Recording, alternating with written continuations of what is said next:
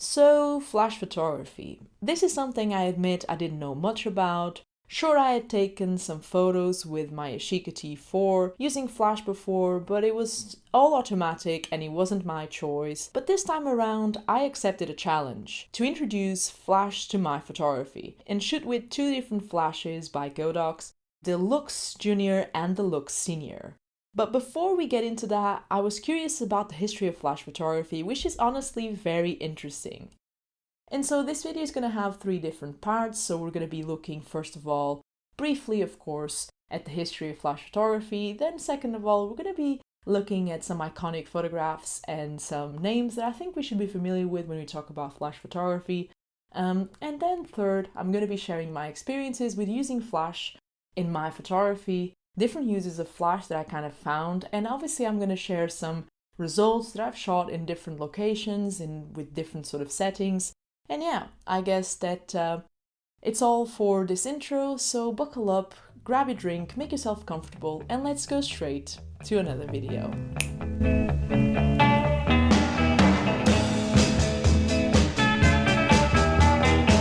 I like the way that you talk to me.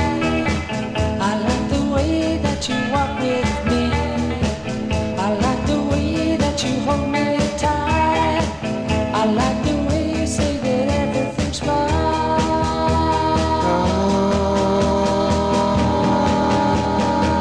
I really think that I'm in love with you. I like the way you do the thing that you do. I know you love me, darling, I'm no fool. I get a burning feeling deep inside. It is a feeling I could never hide. Well, as the story goes, over time, inventors and those technically able put their minds into creating daredevilish solutions to overcome darkness, literally speaking. And so this venture started between the mid to the late 1800s, where magnesium studies showed that this metal, when burned, could produce a light similar to daylight.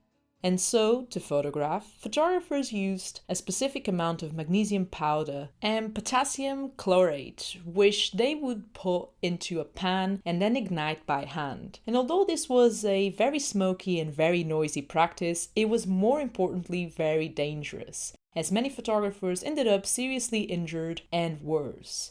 However, with the turn of the century, specifically in 1899, a gentleman by the name of Joshua Cohen invented what was an electrically triggered lamp called the electric flash lamp, which could trigger the flash using batteries and was normally connected to the shutter, allowing the flash to be activated as the photographer snapped the photo. But the 1930s brought a much safer option known as the flash bulb, and although these had been in development since the 1880s, it was only in the 1930s that it became more effective. However, there was still one downside to all of these practices: the fact that each bulb, just like the flash lamps and the flash powder before, were all of single use, being too hot to handle afterwards and requiring constant changing or refilling in the case of flash powder. And during the 1950s, things became a bit wild, with different types and sizes of flash being put in the market from all corners, as well as flash guns with their large plates, which until today mark the image the general audience has of what a photographer looked like back in the day.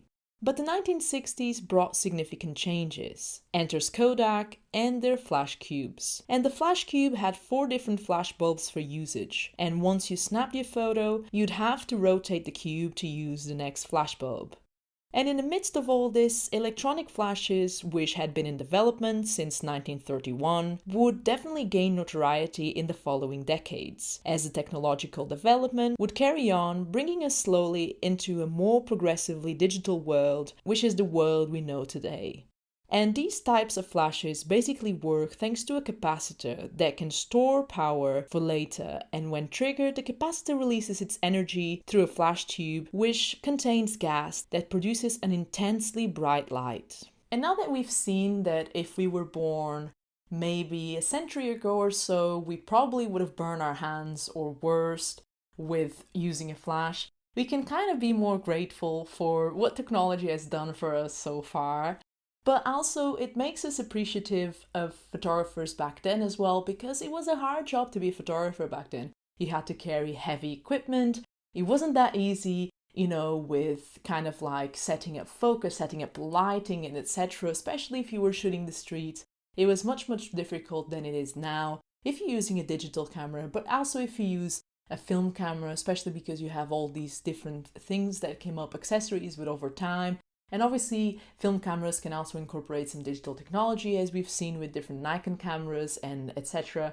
And so I think this is kind of like a way of us having a look at the past and being appreciative of it as well. And now that we're having a look at the past and taking that cue, why don't we have a look at some of the photographers that, over the course of photography's history, have shot with flash and have done a significantly interesting work that is worth to mention, but also worth to have a look. So I highly advise that all the photographers that I'm going to be mentioning, that you kind of like dive deep. I'm going to be leaving links down below, but you dive deep into them because they're very, very interesting people with a very interesting body of work. And so throughout the history of photography in modern times, flash photography has had its consistent use despite the fact that certain decades such as the 1940s, the 70s and the 90s can be considered peaks of flash photography, with the work of certain photographers like Weegee, whose persona was described as larger than life and quite eccentric. And his work revolves around portraits of crime scenes, fires, moments of despair and the bizarre, but in reverse also of Hollywood stars and highly popular figures at the time.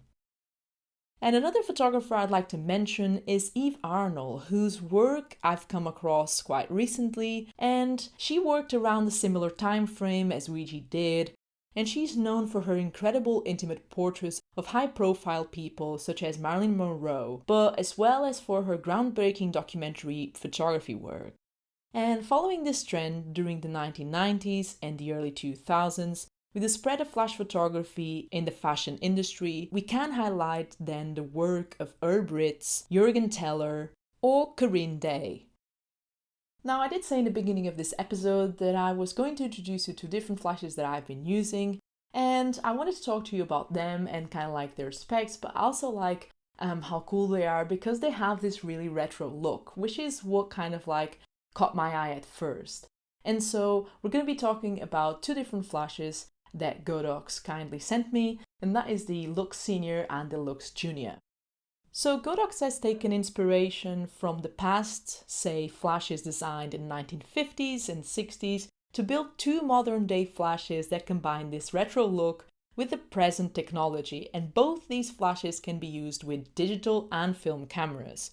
So you can use them with all your equipment, whether you're a digital photographer, a film photographer, or someone that dives in between. Now, this little flash is the Lux Junior, and its design emulates the 1970s and 1980s. And the best thing about it is definitely its simplicity. You have two modes you can choose from, the auto flash mode, which is designed to help you calculate a proper exposure, and a manual flash mode, which of course, as the name indicates, gives you more control by letting you choose your settings. And honestly, this is a very discreet flash, and I've been using it in different spaces and times a day, as you can see by these images, and overall I'm very happy with the results. But I've also been using its big brother, the Lux Senior, which is a much more powerful flash, but also equally as versatile, easy to manage and portable as a Junior. And whilst the Junior is powered by two AAA batteries, the Senior has an integrated battery that you can charge with a USB-C cable. The battery itself is good for at least 150 full power flashes with only approximately 3 to 5 second recycle time between shots, which is very impressive. And both of these came with sync cables and the little bags that you can carry them around, but as you can see by the ratio of their size in my hands, they're very, very small and very, very compact, especially the Lux Senior. I was quite surprised with how compact it was, and I traveled with them everywhere, either every day, kind of like life, or also like, traveling abroad. I've recently been to France and to Ireland, and I've taken them with me. And I think this is very, very interesting overall, very interesting products, and with different reaches, but also like very versatile in terms of like what you can use them for. And most importantly, when we talk about obviously gear and tools for your photography, is a price point. And one of the things that I like the most about these is that in terms of price point, you can try one of them or both without having to leave your wallet depressed. And that is a very good thing these days. So I'd like to direct you down below for the links for these two, and you're welcome to check them out. And thank you, Godox, for sponsoring this video. And now let's go back to the segment where I talk about the uses of flash in photography.